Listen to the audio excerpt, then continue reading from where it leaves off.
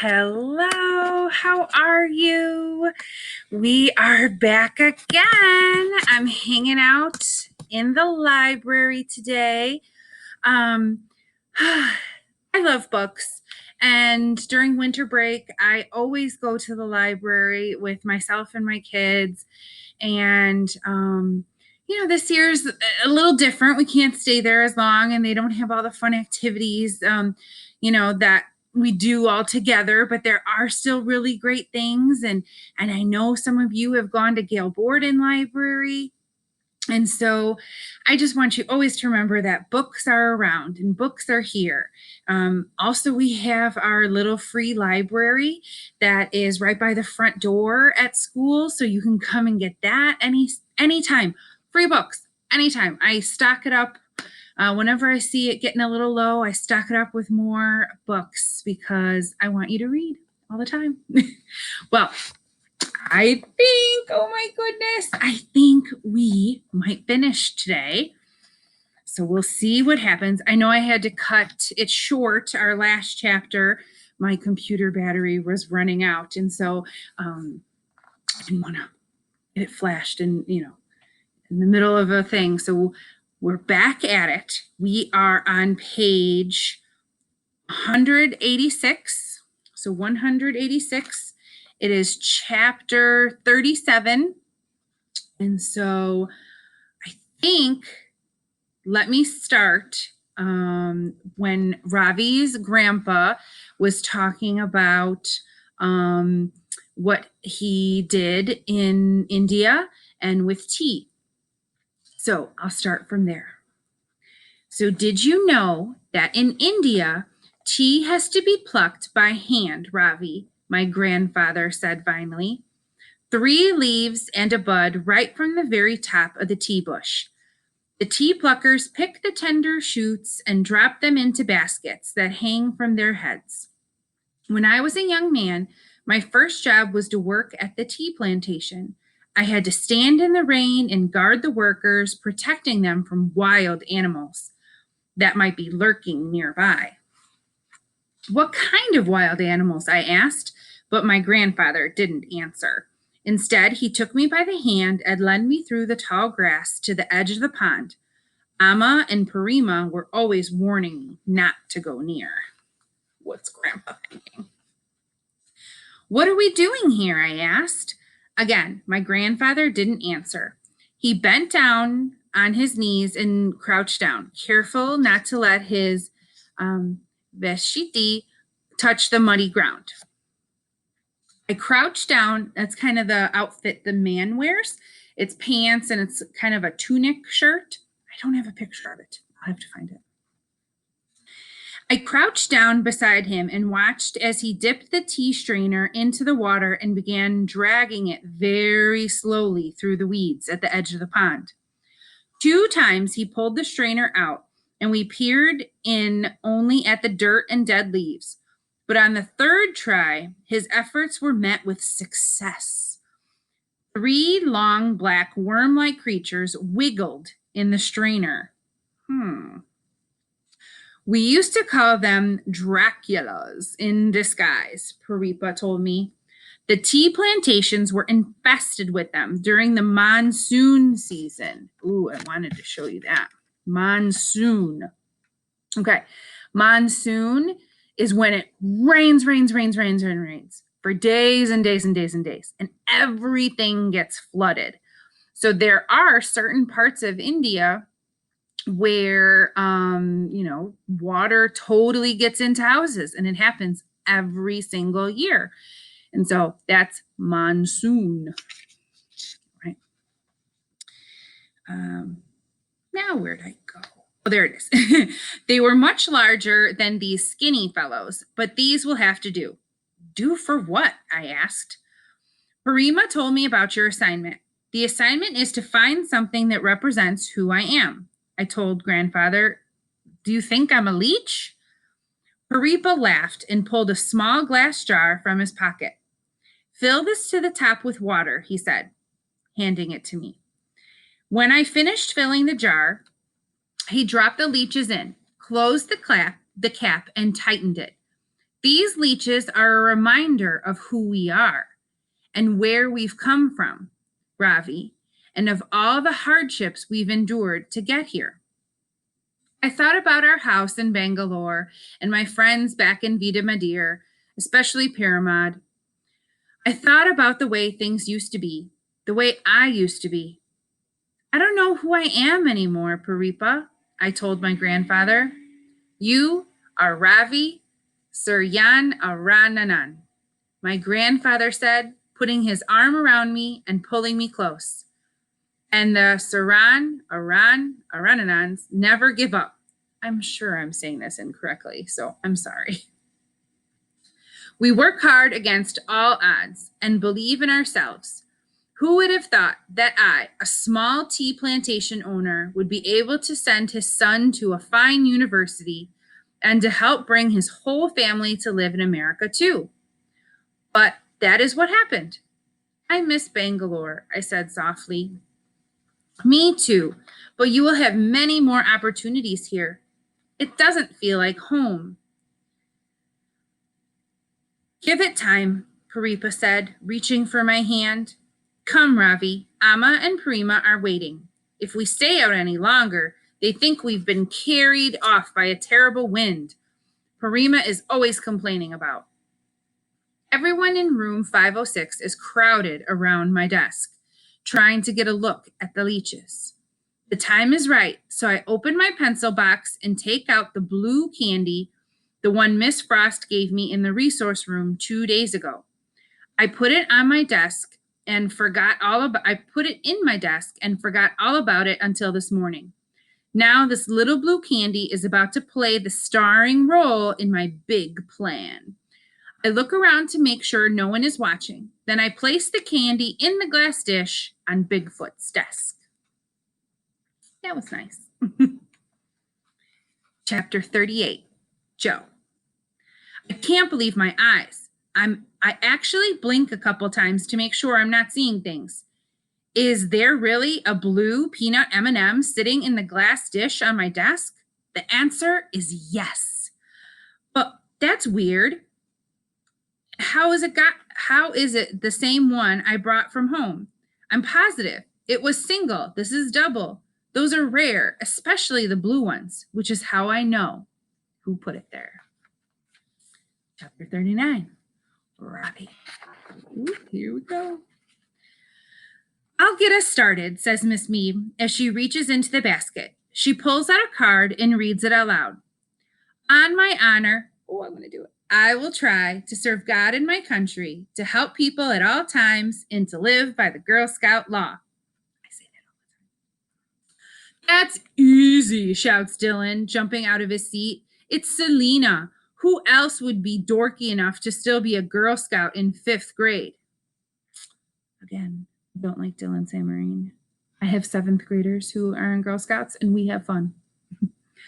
Miss Beam's eyebrows were twitching. As I explained a moment ago, Mr. Samarine, she says, the person who reads the sentence is the only one who's allowed to guess. In this case, that person would be me, not you. Dylan sits back down, and Miss Beam walks over to Selena's desk. She is the girl in the green uniform who had brought my things to the nurse's office. Is it you, Selena? Miss Beam asked, placing the card next to the loop of green cloth with medals and badges pinned to it. Selena blushes and nods her head. Now it's your turn, says Miss Beam, holding the basket out to her. Selena pulls out a card and reads, Blondes have more fun. Gee, I wonder who that could be, Dylan says. Selena walks over to Lucy Mulligan and places the card next to her silver hairbrush sitting on her desk. Is it you? She asks Lucy. Duh, Dylan sneers. Of course it's her. This game is a joke. If he was in our class. Miss Beam frowns at him, then holds out the basket to Lucy, who reaches in and pulls out the next card. I rule, she reads. I'll give you a hint, says Dylan. He turns on his ridiculous plastic star and the music starts blaring. Ghetto superstar, that is what you are. Dylan jumps on his chair, sticks out his long tongue, and starts waving it to the music. The way it moves reminds me of the leeches wriggling in Paripa's tea strainer. Miss Beam's eyebrows are not twitching any longer. They've become straight line now. She walks over, turns off the music.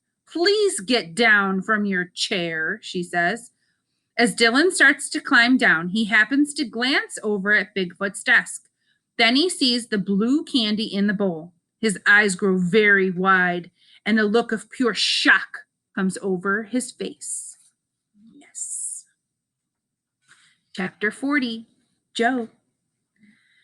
Do you know who the card belongs to, Miss Beam? Asks Lucy. Lucy nods, but doesn't move.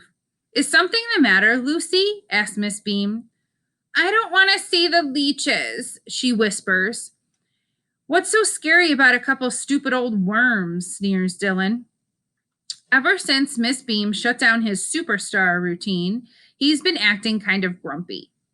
Lucy gives him a dirty look. Hallelujah! Maybe this means the wedding is off. Ravi has his hand up. Yes, Ravi, says Miss Beam. I notice she says his name right for the first time, with the accent on the second syllable. Could you please tell Lucy Mulligan that the lid on the jar is screwed on very tight? My grandfather and I made sure of that. The leeches will not escape. Nothing to worry about. He lifts the jar and turns it upside down. No water leaks out, but turning the jar over like that gets the leeches all freaked out and they start wriggling around even more. I expect Lucy to start screaming again, but instead she walks over and tosses the card on Dylan's desk. Without even looking at him, then she turns and smiles at Ravi. I didn't know you knew my name, she says, tilting her head to one side. I look at Dylan to see what he's making of his disgustingly mushy moment, but he isn't paying any attention to Lucy. He's got his eyes glued to the jar of leeches. I know that look. I've seen it a million times before. Uh-oh. What do you think Dylan might do? I don't know. Let's find out. All right. Chapter 41, Ravi. It's your turn to pick a card, says Miss Beam, holding the basket out to Dylan. He groans. This game is so lame. What's the point? You can't even win. I try to muster a bit more enthusiasm, will you please? Enthusiasm. That's another good word. It means like when you're super excited and, excited. That's a good one. So like she wants him to be a little bit more excited about the game and not be like Mr. Downer all the whole time. If you ask me, Dylan is getting off easy. Miss Arun would have made him kneel down on the floor or sit facing the wall if he had talked back to her like that. Dylan makes a big show of swirling his hand in the basket to stir up the cards. He's overacting, is even worse than Shakti Kapoor's. I can't believe I even wanted to be his friend. Abracadabra, he says, pulling out a card and waving it in the air like he's done something special. Nobody responds, not even Lucy Mulligan, who is busy staring at me for some reason. Dylan shakes his hair out of his eyes and reads what is written on the card. Quitting is not an option. He rolls his eyes. Gee, I wonder who this could be. Then he marches straight over to Tim or Jim, I still don't know which it is, and puts the card down on his desk. Is it you? Dylan asks in a voice that says he's confident his guess is correct. Nope, says Tim Jim, shaking his head. It's not me. Dylan can't believe his ears. What do you mean it's not you? He says. It has to be you. Everybody knows you're the kid who just won't quit. Tim looks at him again and shrugs. It's not me, he says. You see, Miss Beam's pistachio eyes are twinkling like little green stars. Maybe this game isn't so easy after all. Well, if he didn't write it, who did? Asked Dylan, looking around the room. I wink at him and smile. I did. Chapter 42, Joe. He cheated, shouts Dylan. That's why I couldn't guess it. What do leeches have to do with quitting? Would you like to come up to the front of the class and tell us how two things are connected, Robbie? Personally, I would have been sweating bullets. Another idiom, not actually having bullets sweat from you, but it just means sweating a lot. If Miss B made me stand in front of everybody like that. But Ravi doesn't seem nervous at all. In fact, he looks happy. He pushes up his glasses and clears his throat like he's about to give a speech or something. I'm listening, but I'm also keeping my eye on Dylan in case he tries to mess with Ravi's leeches while he's busy giving a speech. Quitting is not an option, Ravi says. This is what my father taught me and what his father taught him, and what I teach my own son someday too. Big deal, says Dylan. What does that have to do with leeches anyway? I told you he cheated. Shh, Miss Beam, says Miss Beam. Go on, Ravi. Ravi pushes up his glasses again. I haven't prepared anything else to say, but I could tell you a story if you'd like. So quitting is not an option, that saying seems to be like a family motto for Ravi. What do you think your family motto would be? Something my dad always said, be a leader, not a follower. And that's something that's stuck with me forever, and something I say to my kids too. Don't just follow because everybody else is doing it. Lead the way. So that's the Marzullo family motto. Be a leader, not a follower. Ravi's family motto is quitting is not an option. What's your family motto? All right, let's keep reading. Chapter 43, Ravi. I rub my nose and push up my glasses. My hands are shaking a little, so I fold them together the way we were taught to do in elocution class. All right, elocution, that's a very interesting word too. It's kind of like speech class. So it's where you write essays or poetry or anything, and you recite it to your class. You read it to your class. So that's elocution class. For many generations, the Saranarayan family has worked with tea, I begin. When my grandfather was a young man, he worked in the tea plantations. His job was to protect the tea pluckers from wild animals that might be lurking nearby. I look around the room. Everyone is listening. Some are even leaning forward in their seats. I decide to bring a bit more drama to the story by adding a few details Paripa did not include in this version. Have you ever been attacked by a porcupine or a wild boar? I ask, pawing the ground with my foot. Have you ever seen a panther crouching in the grass ready to pounce? Or been stuck in the middle of a war between two angry elephants? I pause and look around the room for dramatic effect. All those years of elocution lessons really paying off. Imagine it is monsoon season, I say. Imagine the ground is still damp from the heavy rain and a perfect hiding place for the most dangerous creature of all. More dangerous than a porcupine or even a panther. This animal can latch onto you and bite through even the toughest flesh with its 300 razor-sharp teeth. What the heck, says Jax. Be quiet, Caleb Burrell tells him. I want to hear about the teeth. This is no time to lose momentum, so I take a deep breath and I dive back into the story.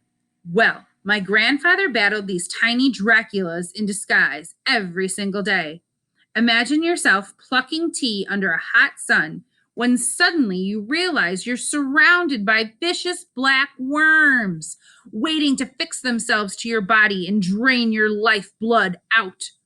Look, there's one between your toes. Be careful. There's one behind your ear. Believe me when I tell you, these dreaded blood-sucking leeches can even crawl up your nostril. Just as my tale was was building to its climax, I am interrupted by a loud, choking sound. A moment later, the air is filled with a horrible smell. Check it out, shouts Dylan Samarine. Emily Mooney blew chunks. She threw up. Oh, I hate when throw up in class and everything like that. It's rough. It's happened to me before, I know. Chapter 44, Joe. Apparently, all that stuff about giant blood-sucking leeches climbing up your nose got to Emily, and she barfed up her breakfast. Kids are running around screaming. Dylan is laughing. Emily is bawling, and Miss Beam is calling the office to tell them to send the custodian down to room 506, quick, with a mop. I feel bad for Ravi. He was having such a good time up there telling a story, and now anybody can think about is Emily's barf. Miss Frost was right. It must be really hard coming all the way from India to New Jersey, especially when you have to deal with someone calling you names and stealing your mechanical pencils, and not to mention hitting you on purpose with a softball. Ugh. I look at all that beautiful blue double peanut M&M sitting in the bowl in front of me, and whoop, slop, sloop. All of a sudden, I get a great idea. Ravi, the smell of the vomit is overpowering. Girls are screaming. Emily Mooney is crying, and Dylan Samarine is laughing his head off. Miss Beam tells me to return to my seat. Then she asks us to take out our copies of Bud Not Buddy. We'll go to the library and read until the custodian has a chance to clean up. When we return, we can continue our game. Poor Curryhead, says Dylan as I take my seat. His speech was so bad the audience puked. I ignore him and pull out my copy of Bud Not Buddy. When I notice a folded up scrap of paper lying on the desk besides the jar of leeches, I unfold it and read, "Beware. Do not touch the jar. Trust me, Joe." It's been a day full of surprises, and it seems there will be one more. Chapter 46, Joe. As we line up and start down the hall towards the library, my stomach is in a knot. Can I really pull this off? Dylan Samarine is up ahead, sticking his tongue out at Lucy Mulligan, while she ignores him. Ravi hasn't said anything to me, but I know he read the note. I saw him. I hope I'm right about Dylan, but the closer we get to the library, the more I wonder if I was crazy to think that my plan could work. Then it happens. The first domino falls. Oops, I forgot my book, Dylan tells Miss Beam. I'll be right back. Here goes, I think. This is it. As I turn and watch Dylan walk down the hall, I think about all the mean things he's done, not just to me, but to Ravi. Zebras have to stick together. I want Ravi to feel the way I felt when I saw that double M&M sitting in the bowl. As I watch Dylan Samarine duck into room 506, all I can do is hope that after all these years, I know him as well as I think I do. I cross my fingers and begin the final countdown. 10, 9, 8, 7, 6, 5, 4, 3, 2. No! The door bangs open and Dylan comes flying out of room 506 like a bat out of you-know-where. There's a terrified look on his face and a big wet stain spreading across the front of his pants. I can't believe it. It actually worked. When I saw Dylan eyeballing those leeches earlier, I knew it was only a matter of time before he tried to swipe them. And like everything else he's taken, I also know where it would end up. Dylan is jumping up and down now, swatting at the front of his pants until finally the glass jar falls out the bottom of one of his pant legs and rolls across the floor.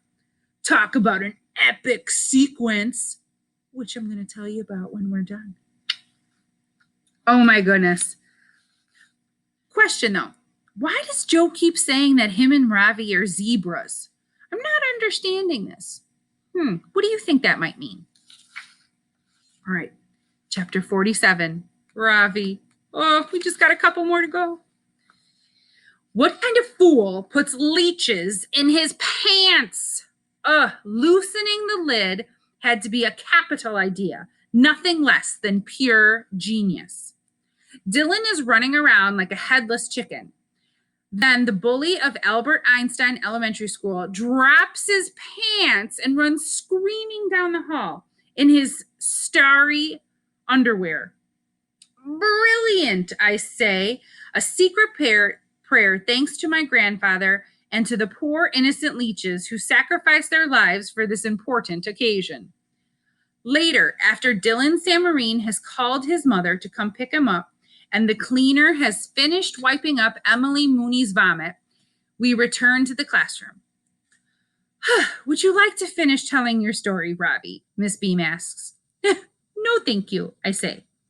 I don't need to show off anymore. I'm not like Dylan Samarine, and I never will be.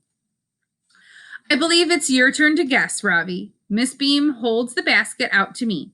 I close my eyes, make a wish, and pull out a card. There's more to me than meets the eye, I read. Ah, says Miss Beam. Now that's a tough one, especially for you, Ravi, because you're new here. Would you like to choose another card instead of something that might be a bit easier to guess? I shake my head. This is the card I wanted to get, the one I had wished for. I carry it over and set it down beside the glass dish with the blue candy in it. It's Joe, I say. Joe nods, then lifts his head and looks up at me. I smile, and he smiles back. His eyes are brown, the color of cinnamon stick. Amma brought with her from Bangalore. How in the world did you ever guess that? Asks Miss Beam, impressed. It was easy, I tell her. These candies have 4 layers. Most people assume there's only 3, but assumptions are often wrong. There is more to them than meets the eye. Oh, I like that. Did you learn that in India? Asked Miss Beam. No, I tell her. I learned it here. From Joe. Chapter 48, Joe. My mom and dad are both pretty smart people, but the truth is they don't know everything. Turns out you don't have to punch someone in the nose or blab about your feelings to get your point across. Sometimes all you need is a little help from a friend. There are some things about my life that are probably never going to change. Like, for instance, my awesome metabolism.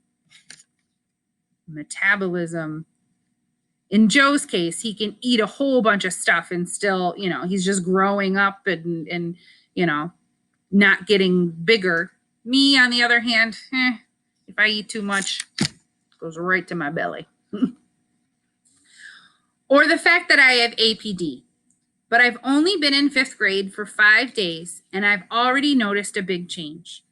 The other day, when Mr. Barnes told me that the world is full of Dylan Samarines, I was pretty bummed out. But now that I know it's possible for a couple of zebras to outsmart a crocodile, life is starting to look up. Not only that, but it's Friday Pizza Day. Chapter 49, Robbie. I have always been Amma and Appa's shining sun and my grandparents' pride and joy. But today I learned something important. Winning is not always about shining the brightest.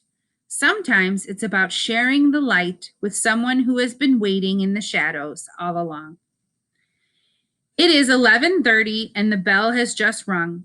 My first week at Albert Einstein Elementary School is almost over. Amma's black tongue was right after all.